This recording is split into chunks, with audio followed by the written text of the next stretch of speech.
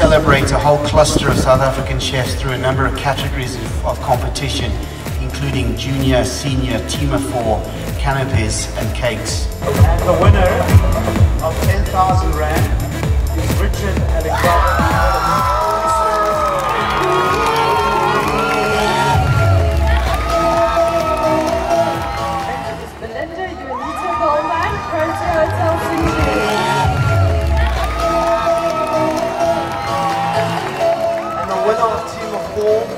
Winning 20,000 Rand is Toko's son, Elangeni and Maharani.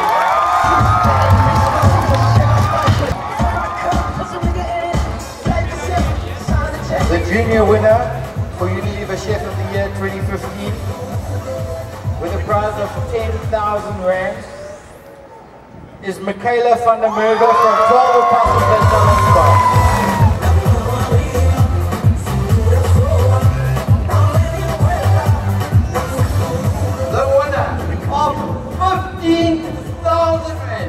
The bragging rights of Chef of the Year, no other than